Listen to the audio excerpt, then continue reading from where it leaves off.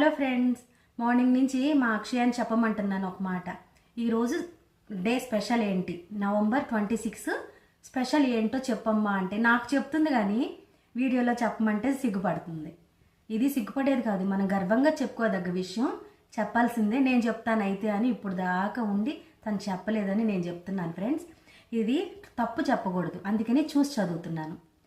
ప్రతి సంవత్సరం నవంబర్ 26న మన భారతదేశం రాజ్యాంగ దినోత్సవాన్ని జరుపుకుంటోంది. దీన్నే సంవిధాన్ దివస్ అని కూడా అంటారు. ఇదే రోజును జాతీయ చట్ట దినోత్సవం అంటే నేషనల్ లా డేగా కూడా జరుపుకుంటారు. ఇది మన అమల్లోకి వచ్చిన రోజు అన్నమాట. మన రాజ్యాంగం అమల్లోకి వచ్చిన రోజు. అర్థమైంది కదా?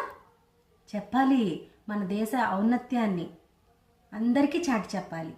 ఇదే కదా మన ప్రతిజ్ఞలో కూడా ఉంటుంది.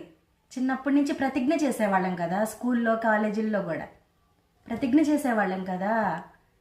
చాటి చెప్పాలి మన దేశ ఔన్నత్యాన్ని, మన సార్వభౌమత్యాన్ని చాటి చెప్పాలి ఎప్పుడైనా సరే. లాడే అంటే మాటల.